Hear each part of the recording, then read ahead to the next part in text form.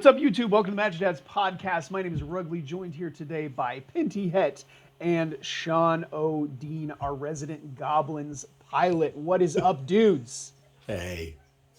Pretty much. How's it going? I'm doing pretty good.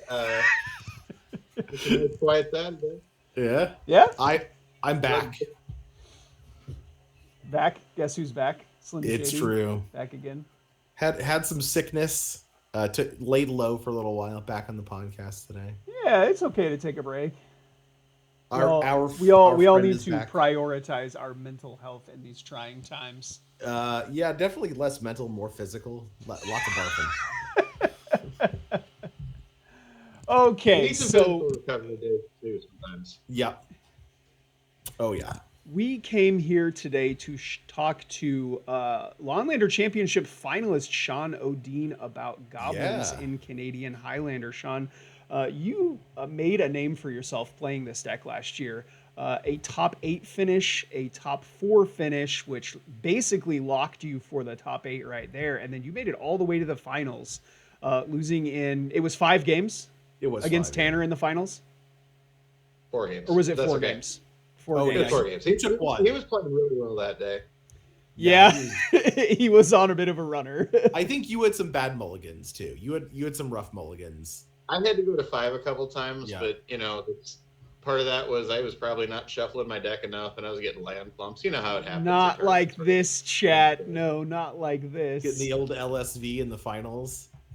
So, Sean, please describe for me in your own words, what is Goblins?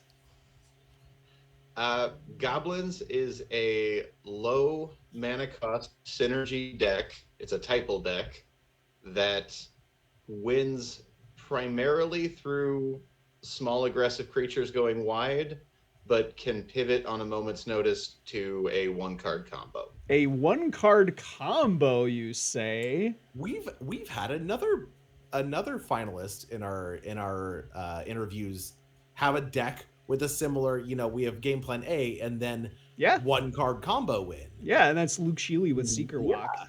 Your Spell Seeker is a 1-card combo, and very similar. The card that Sean is talking about is Goblin Recruiter. Yeah, speak on that. And, well, Sean has prepared for us Oh, right. this fabulous slideshow. I mean, really put in the work here. So we're going to go through that on screen now, and we're going to talk about this card, Goblin Recruiter. I So brought visual evidence. hope the class is prepared. this is amazing, man. Who is this old guy, first of all? That is Kurt Vonnegut Jr., American novelist, fairly famous one at that. Expert at farting around. The Goblins is going to get you. And just one of my favorite authors, and I just found this picture of him standing in front of. I found out later it's like he's giving a talk to a language arts class, talking about how language that is incorrect and grammatically poor can help express urgency and what you are trying to express. Specifically, the Goblins is going to get you. Would you say that Kurt would agree that you're not being kind though with goblins? That is Okay, so this that's is a little inside baseball there. this is Skurt Not allowing my blue Vonnegoblin's opponents to Skurt fart what around.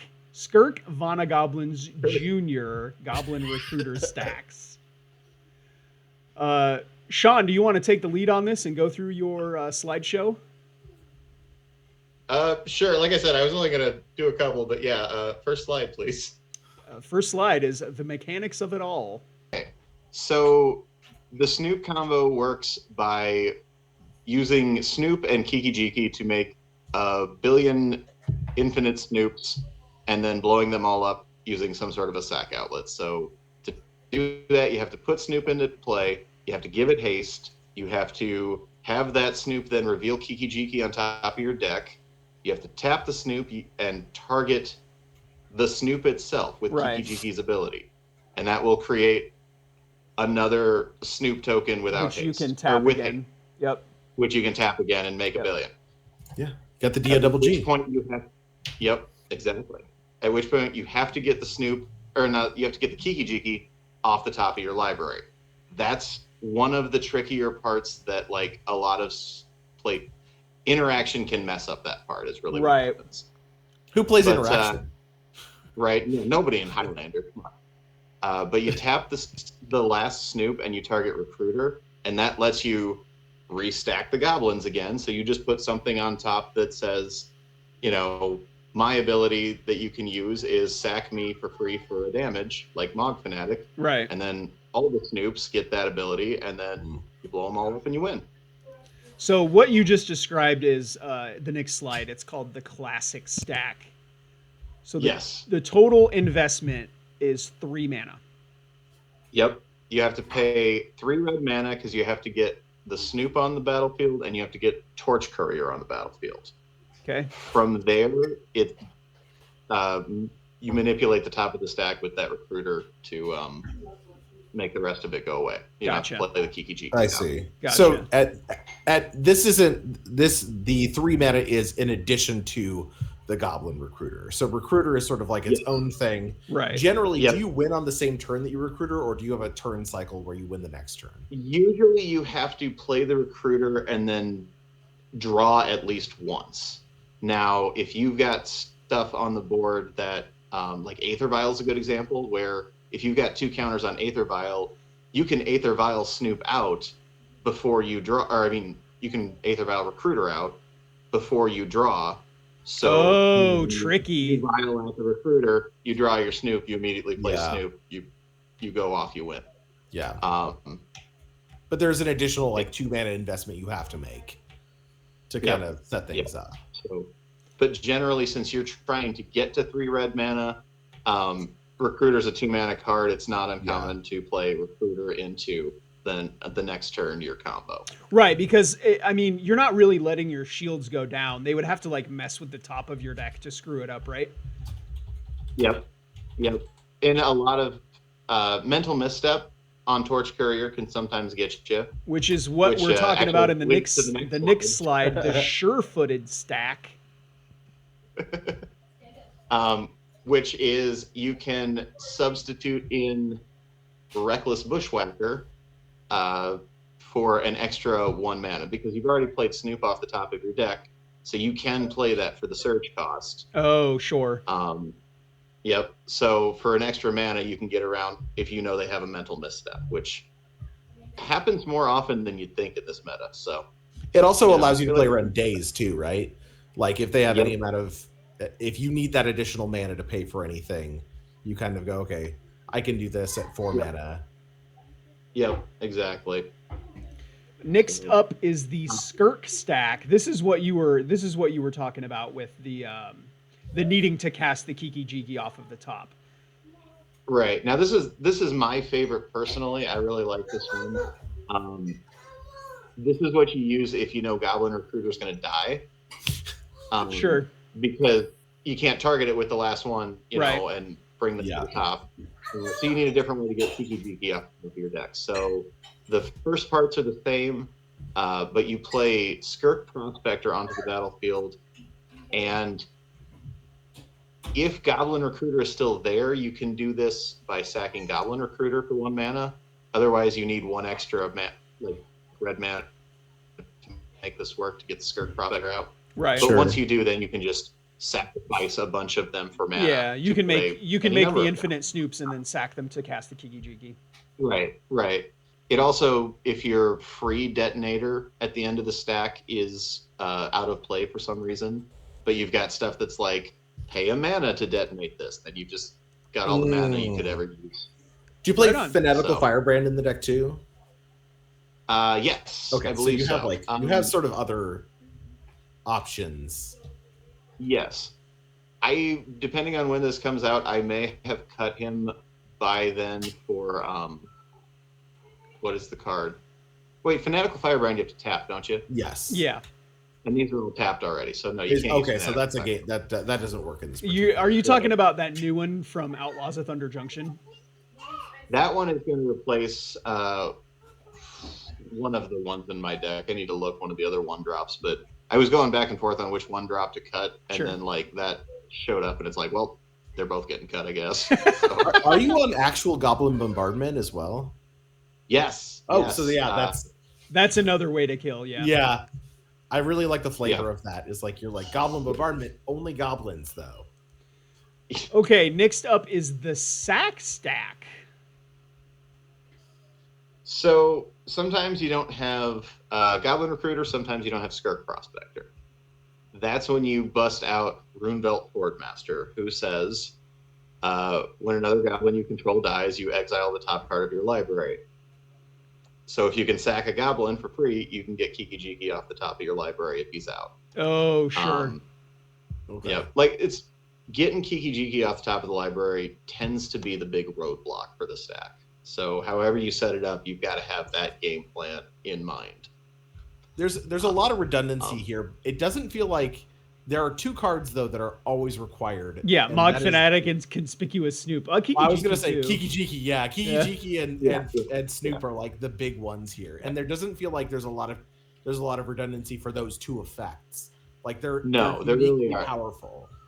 Yes, absolutely true. Yeah, so Snoop kill on sight, eh? Snoop is kill on sight. Don't let Courier give him haste if you can. I mean, if you can make them shuffle their deck, do that. That always works. How do you feel about Thought Scour? Okay, let's talk about some stack snacks. You got Ether Vial, Gamble, and Birthing Pod? Yeah, Birthing Pod used to be a point, so that means it's a good card, right? So I should play it. Sure. It's honestly not bad, especially with some of the new cards you've gotten. Well, yeah, because honestly, like sometimes if you've got a one drop out, you can just pot it into Recruiter. It also is. I know we haven't talked about this, but Broadside Bombardiers is a goblin, and potting a 2-drop into a Bombardiers that swings in and domes your opponent for 5 is pretty okay. Yeah. Is it? No, it'd be 6, really right? good. It's 2 plus the mana value. Yeah. So you Yeah, dome your opponent for you throw 6 and hit them for 2. Yeah. Messed up. Messed up card. Yeah, and this Ether Vial trick is what you had mentioned earlier. So you play Ether Vial on turn 1, and then you Vial Recruiter into play before you draw your card in your draw step on turn 3, and then you immediately just cast Snoop and win. Yep. And then turn 1 Gamble usually gives you a 5 in 6 chance of having Recruiter in turn 2. That's sick. 83.3%. It's just a little under 17%. That's going to be the card you discard. So You take the gamble, like the literal gamble on that. You roll the dice. Yeah, you really do. And like it's it's fair magic, right? It's fair magic card. They have the odds of hitting it. So 1 mana tutor that sometimes is what you wanted. I think we can kind of skip through. We talked a lot about these the actual scenarios of executing the plan, and you actually did show 9.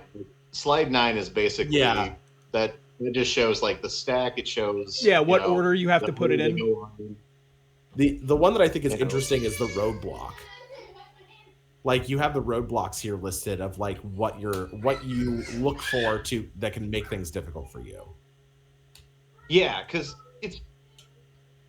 I've been in too many situations where I've been trying to figure it out at the table, and that's not the place to do it. No. Sure. Like, generally, you want to have a game plan.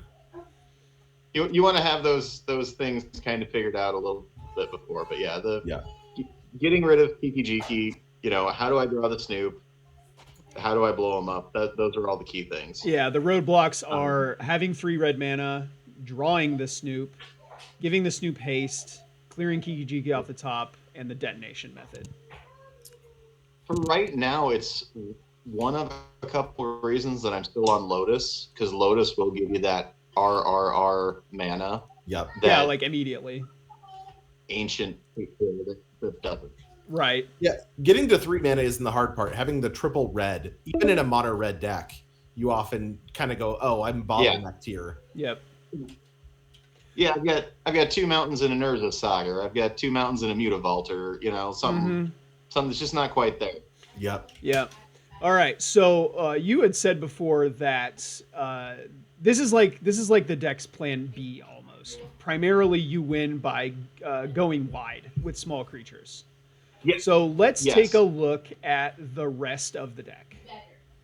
Bring the Yes, viewers that's down good. here. Okay, so I mean, looking at this, it does very much look like a low to the ground aggro deck. You've got Mhm. so many creatures with haste and other creatures that give haste.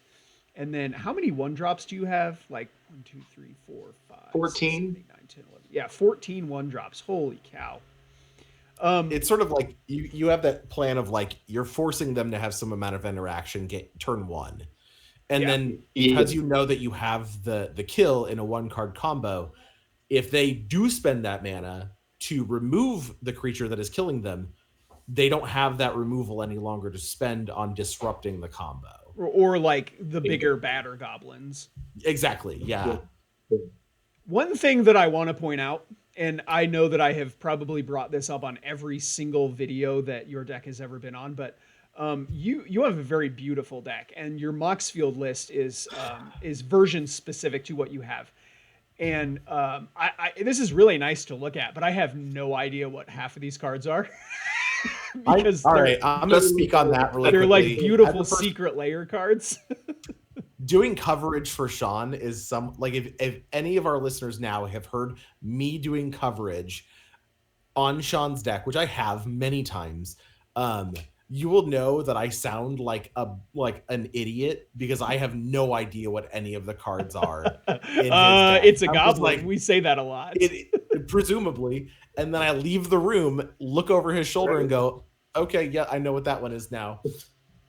I think it's a goblin. It's neon pink and purple and teal. Yeah. And And on top of that, your deck is constantly getting new goblins that you play. That you test out. like the number of things that they I was thinking just the number of things in secret layers that they printed that are like not only playable but kind of staples for this deck. Goblin specific secret layers. Like I think this deck, I mean, I've always thought goblins had the best flavor text of any deck, but I think it probably has the prettiest like print versions of any deck as well. Special treatments and stuff. Together. I just think it's funny that like the goblins is probably the number one creature type deck, and then it's maybe elves, and then merfolk is like a level down, and those two decks are like salivating for any new playable card, and goblins just gets them. They always get something interesting in basically every set, Always. which is not something that a lot of Canadian Highlander decks get. You're lucky if you get 1 or 2 new cards a year. It's Goblins really gets 1 or 2 new cards with every set. Then you have to decide which ones are good enough to play.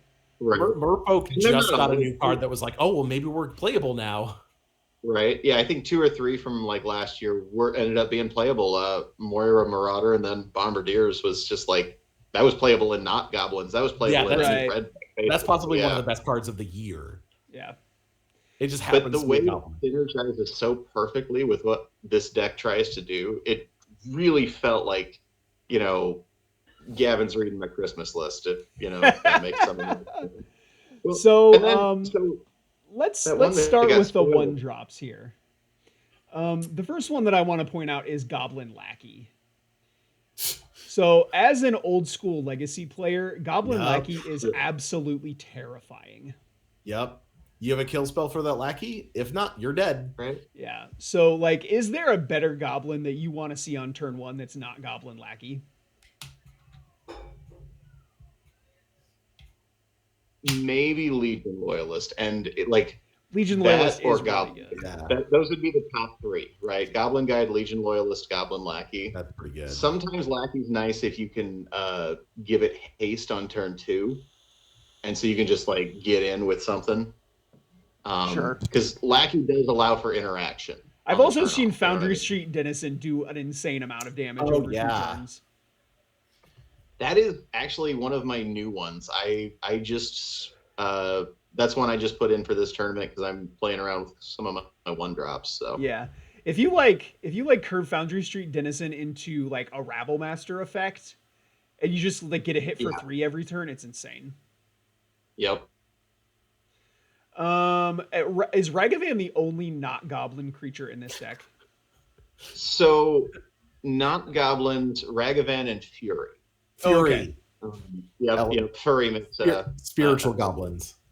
Fury Exactly. Fury Exactly. barely counts Just- as a creature anyway. Yeah, that's a spell.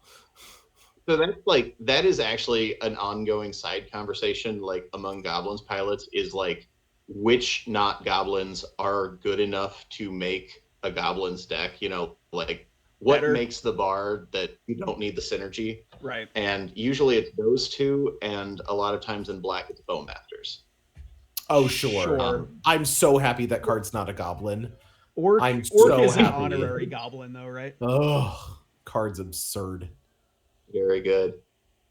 Okay, so But yeah, let's move into the sorry, 2-drop go ahead. creatures here. This is where things start to get really juicy and interesting. Ardo's Cobbler of War is one of these creatures that I have seen you cast this card a billion times, and I still don't know what it does. Ardo's your lore people are gonna love this. Ardo's, I believe, made the Swift boots, the famous boots everybody likes to equip that gives haste. So Ardo's made those? Yes. According to lore, Perfect. I believe she and it's like the only female goblin I think besides Matron. But yeah, she's wearing the boots in that Amazing. card. I'm going to disagree. If you look into Shadowmoor, the Raid Mother Oh yeah. is in fact a goblin woman. Yeah. And she appears on 2 cards. There is, an anti-boggart, I suppose. I don't Yep. play black though, so I don't know about her. Of course, Conspicuous Snoop, Goblin Crater Maker as just a little bit of utility. It can deal 2 damage to a creature or destroy a colorless non-land permanent. What are you blowing up with this Crater Maker? Lots of mocks. Sometimes, Sure. like I've blown up a lot of mocks with it before. I mean, non-land permanent is so much better than just creature or artifact. Or artifact, whatever. right? Yeah, Shadow Spear can really. Oh, that's a huge one actually. Screw my game. So like, yeah. You ever killed really, Eldrazi with it? Not yet. I feel like the winning play is an Eldrazi or like Karn or Yeah. Ugin. yeah, or Ugin. Like get one of the big powerful colorless cards. Goro. Like Minsk is Disci- technically a non-land, right? Or not? What is? Minsk. It's not Doesn't it color say blue? colorless? Yeah, it has to be colorless. How is it colorless? Yeah, Oh. that's why Karn and Ugin are the de facto.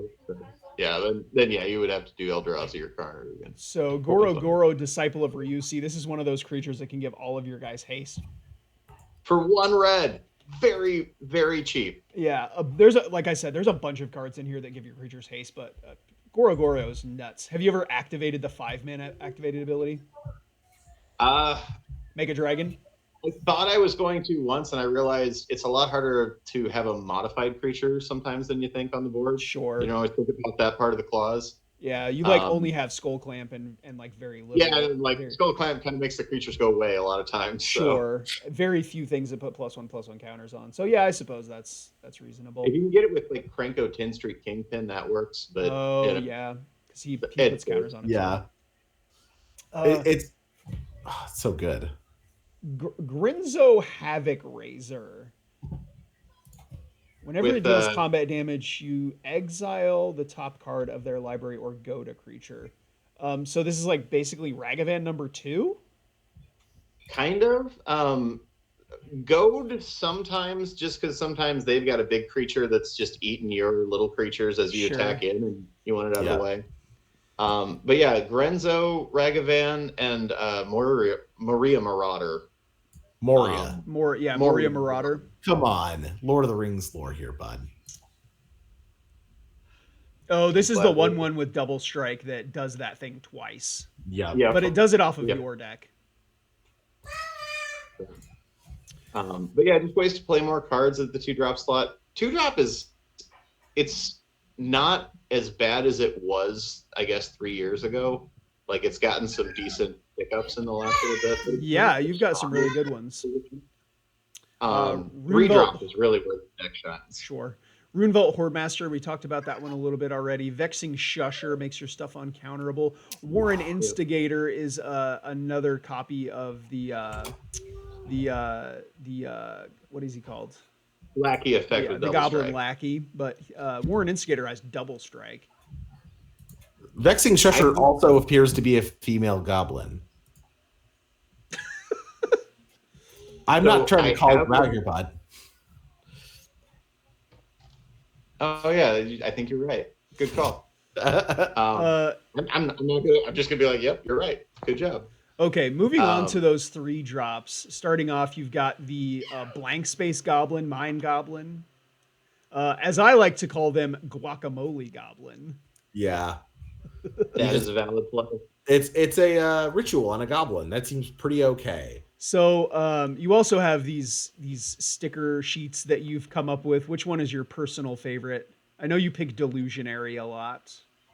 Yeah, I mean, Delusionary is the 6 mana one, and it's hard to beat the feeling of getting, playing a 3-drop and getting 6 mana Getting back 6 mana, yeah. and a 2/2 for your trouble. Yeah, Delulu Goblin. Is there a way to fail on this? Like, do you have a sticker that doesn't produce? No, the least that you can make is 4, right?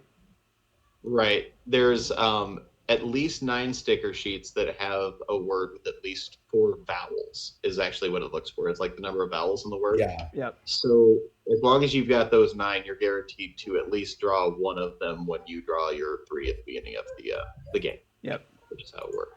That's the exact percentage is actually you have a 30% chance to get 6 mana, roughly 40 for 5, and then 30 for 4. So nice. So you're always up on mana, though. With so this next card we have been talking about a lot in these interviews, and it is probably one of the best cards that was printed last year, period. It's Broadside Bombardiers. Oh, yeah. And I feel like we wouldn't be doing this card justice if we didn't talk about it in the Goblins episode, because it is, in fact, a goblin. What was that sound? It's just so good. It really is.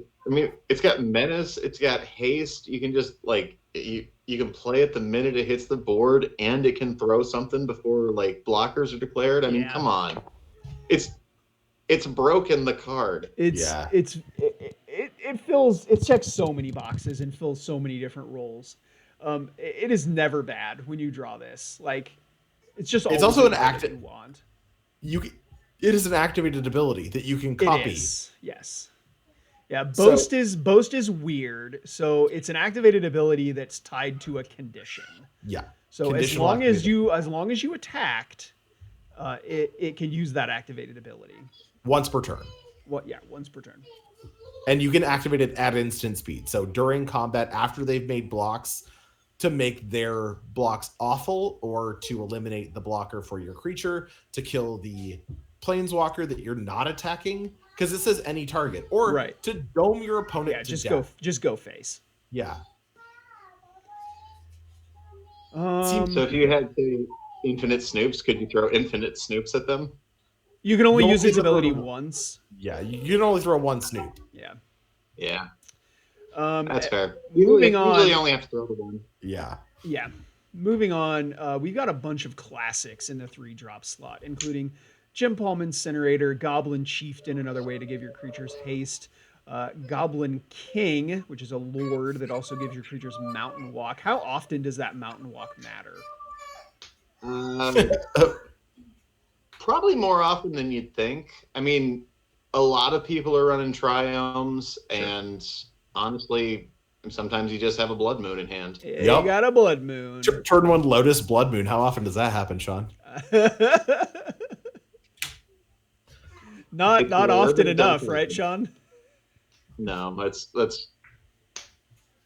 not a good percentage. Yeah. I'm just thinking. We don't live the dream that often. Goblin Matron, of course, another way to find that. Goblin Recruiter, Rabblemaster, Sharpshooter, War Chief, Gut, Soul, Zealot.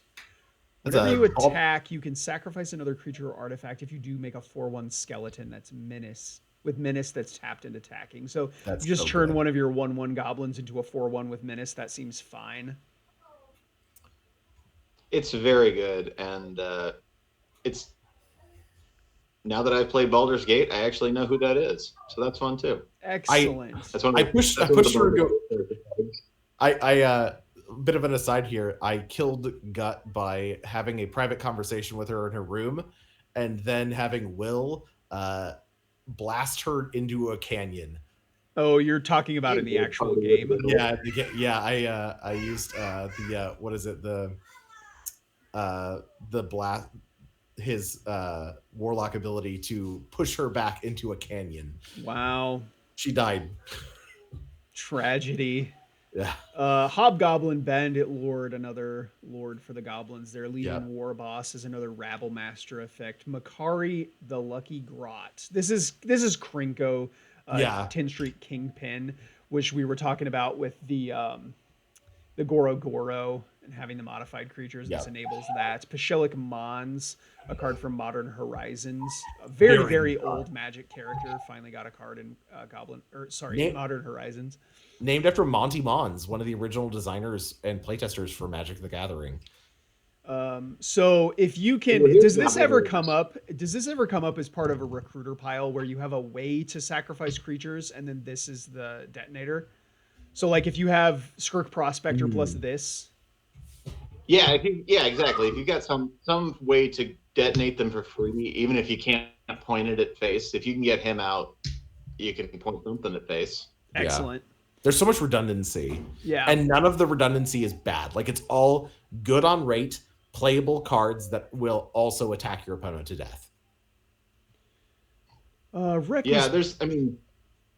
I don't know this for sure, but I feel like there's this sort of, if you were to graph the cards in this deck over time, like when they came out, it's like a whole bunch of broken stuff, and then nothing, and then Kiki Jiki, and then nothing.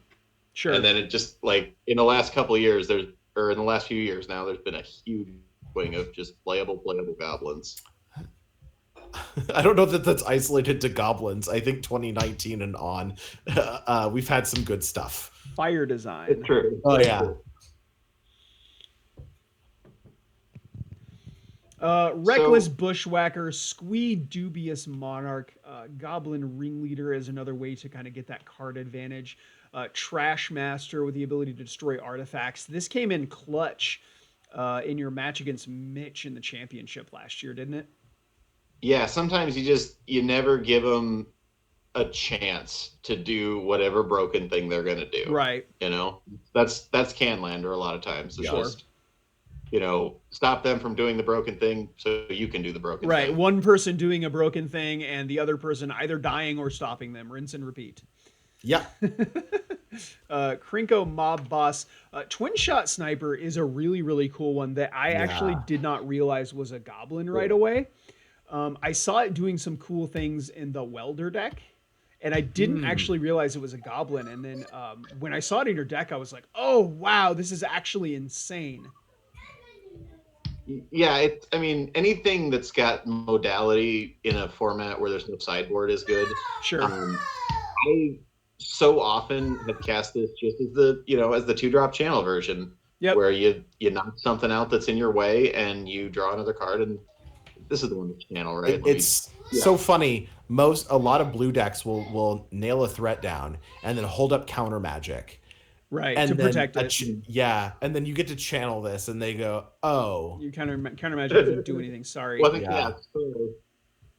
Fury, Kiki Jiki, of course, Siege Gang Commander, one of the coolest goblins of all time, and Muxus, Goblin Grandee. Top of the heap, baby. Gotta have that big 6-drop in there, Yeah, Muxus is disgusting. I did watch Sean put. Is it 6? Yeah, I watched Sean put 6 goblins into play more than one time. Yeah, I think it was something like it was more than 10 power in board at once. If only it had had haste, that would have got me over the edge. Well, I think worth the 6 mana you invested in it. And then as for the non-creature spells, we don't have a ton of them. Of course, Goblin Grenade. Lightning Bolt, Tarfire as a goblin, and then you have an Abrade, which seems interesting to me. You're very skewed towards dealing with artifacts.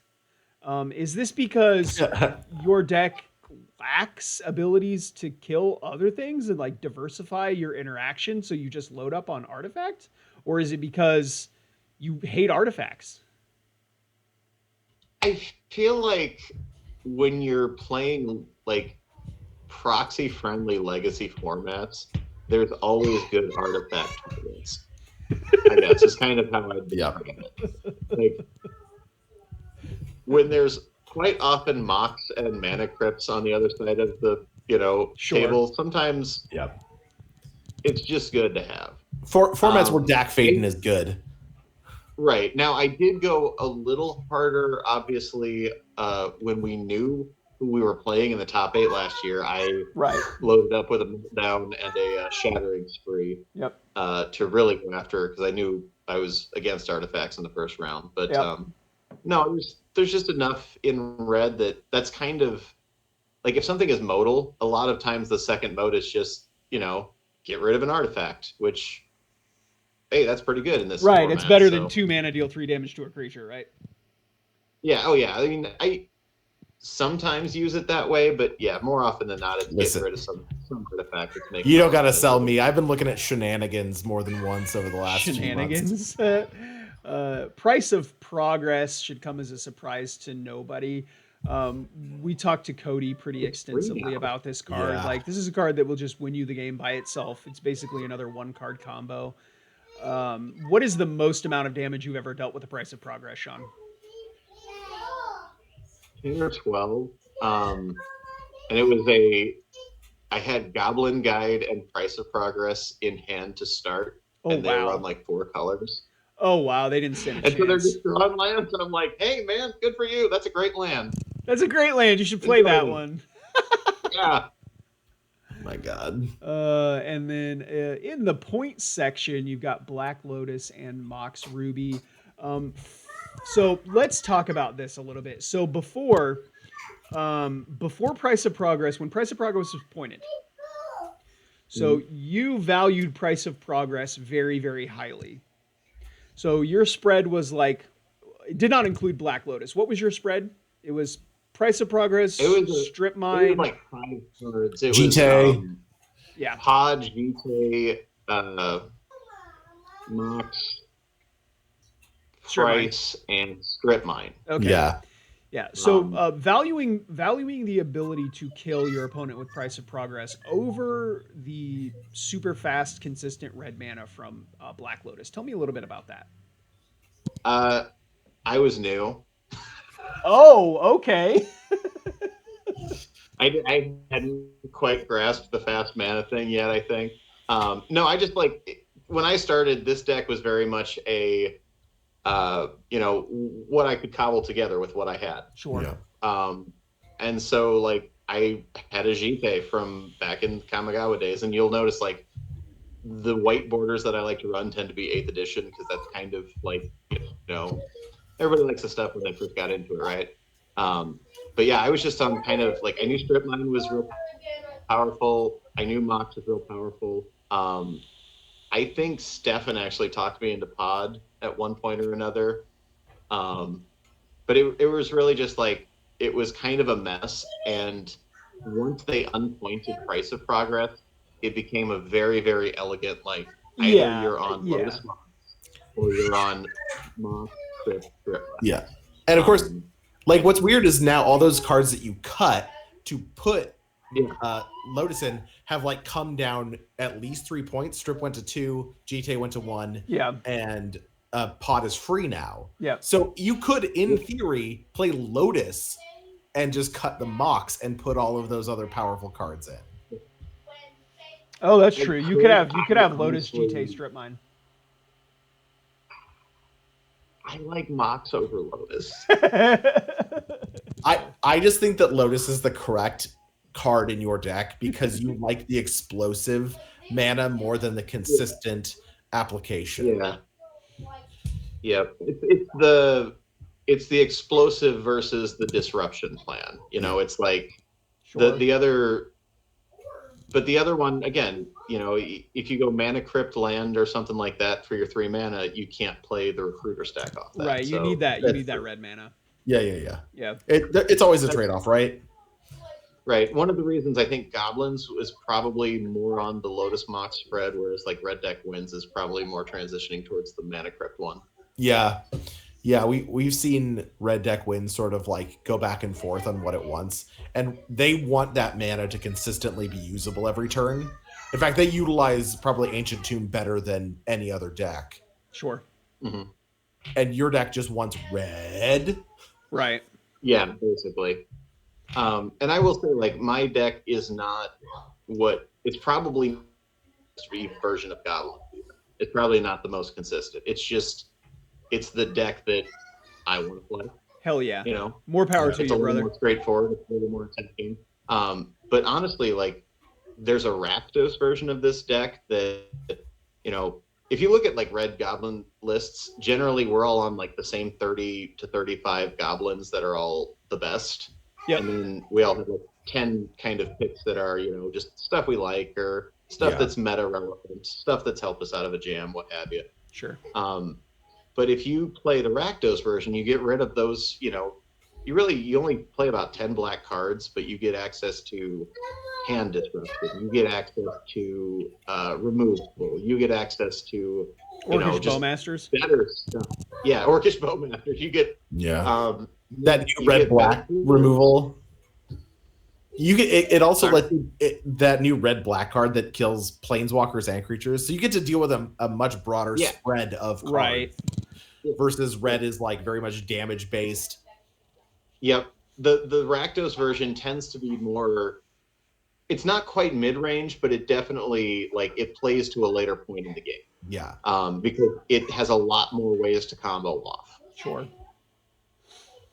Okay, moving along, a couple of equipments here. You got a Skull Clamp, and one of my favorite equipments of all time, it's Embercleave. Card seems good. I love Embercleave. Dominated a standard environment for a while. Did. And then in the enchantment spot, we've got that Blood Moon we were talking about. Of course, a Fable of the Mirror Breaker, Goblin Bombardment, and then a new card from Murders of Karlov Manor. It's Connect the Dots. Sean, tell me about this card.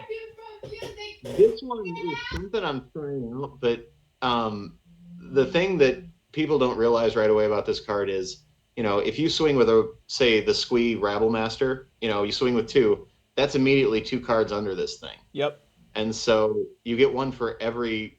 Yep. And a lot of times the problem with goblins is you just run out of gas. You need to draw more stuff. Yep. And so losing your Bomat Courier sucks. This turns every one of your creatures into a Bomat Courier. What if your Bomat Courier couldn't be dealt with? Right. And you don't have to cast it in until you need it, which is also nice. But we're gonna see how it works, and you know, this is my new card for this tournament, or one of a couple. So I have high hopes. I think it's gonna do well. Okay, and then in the lands, nothing too crazy. 25 mountains, and then a lot of stuff that's to be expected. You've got a Ancient Tomb, a Castle Imbrith, a Cavern of Souls, Den of the Bugbear, Mutavault, Sokenzen, Urza Saga, and Wasteland. Seems good. Pretty standard. Looks good. Okay, let's bring this back up top here so that the people at home can see us.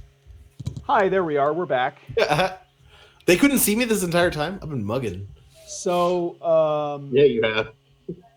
Yeah, I mean, Mono Red Goblins is sweet. I know, you'd said that Red Black or Rakdos or whatever could, probably more consistent or whatever. I don't know if it's more consistent. You certainly can deal with a wider range of things, with access to more versatile and better removal, really. But I really think you give up a ton of velocity and you just try to slow down and be more reactive. And I don't know if that's where I would want to be if I was playing it. And I know you said that this is what you want to play it. I mean, 100%, dude. I agree. So one card that I was maybe expecting to see in this list that I didn't see is a Scarlet, Headliner Scarlet. Have you seen that card? I have seen it. I hadn't played around with it yet. I mean, we're going based on it's a just overpowered red card, right? Yeah, she's a 4 mana. Basically. She's a 4 mana. I think she's a 3/4. But her first line of text is attacking creatures you control cannot be blocked. That's The card is insane. I don't know if you've ever been killed by the Jeskai The Aragorn. Yeah, it's the same thing, right? it hurts so bad the entire time. Yeah. So if you hadn't thought about that card, maybe give it a good think. And I know earlier we had mentioned that there's a new 1-drop goblin that got spoiled from Outlaws of Thunder Junction. It's a 1 mana 2 or a 1 mana 1/2 with first strike and then some other text. Anything else that you've seen that kind of trips your trigger at all, or the haste boots? I do want to talk about that goblin because that really is like a wish list of everything. It's a goblin pirate, 1 mana 1/2. It's got first strike, it's got haste, and later on in the game you can like stack it and it replaces itself and draws a card. I mean that seems insane actually. Yeah, it's everything you would want on a card. Just like we're a long ways from Goblin Guide. I wonder if that has some implication in a recruiter pile as a way to get that Kiki Jiki off the top. You said you can. I don't have the card in front of me. I don't know what it does. You can sacrifice it to exile the top card, and you can play it this turn or something. To be clear, this is not an officially spoiled card. No, it's it's one of the leaks, whatever it's called. Yeah, it's real. Yeah, it's real. What does it do again? Like verbatim. 1/2 first strike haste. Oh wait, no, the other one. I don't know. You had just said something about it being able to sacrifice it later in the game. Oh, Reckless Lackey. It's a 1/2 with first strike and haste for 1, and for 2 in a red, sacrifice it, draw a card, and create a treasure token. Seems pretty good. Yeah. If not, as a way to get the Kiki Jiki off the top, it also just like if you have the infinite mana thing going, you can like draw your deck. Yeah. There is a thing with like the rune belt where you can't blow up infinite number because you will mill yourself before you kill them. Yeah. You still win. We call that win more. Yeah. All right, Sean. Anything else that you want to chat about before we let you go? Let me see. I had a little list here of things I was gonna. So, one thing about Goblins is it tends to be a deck that's a lot more willing to play legendaries, I think, in Canadian Highlander than a lot of them. And it's just because so many of the good Goblins that are that far above rate are legendaries. Yeah. It does make this deck really vulnerable to Karakas. Sure. So, is that your de facto Wasteland target then? Usually, and actually, I've seen some of the older Goblin players will play, I think it's Goblin Settler. That's like a 4-drop, but when it comes in, it destroys the land. Oh, I'm familiar with Settler, yeah. But yeah, so that is a thing that can really mess you up, and just especially if you're on the Lotus thing, the 1-drop removal, taking out your 4-drop that you've burst out, that feels bad. But right. Other than that, it's a real strong deck. It's real resilient. I like playing it. I keep finding new things to enjoy about it. I would highly recommend it to anybody who's interested in Canadian. Bro. I think it's a testament to the format that when you commit to a deck and you really learn it and devote yourself to learning it and getting good with it, the deck sort of returns that favor to you, where it starts to play better. And it's sort of weird to think, but like there's a bond the other direction where the deck starts playing better in your hands. You start drawing cards better, knowing your keep better. All hail Goblin Lackey. It's sort of like the heart of the cards where like, yeah, you just get it back in return. That devotion comes back to you.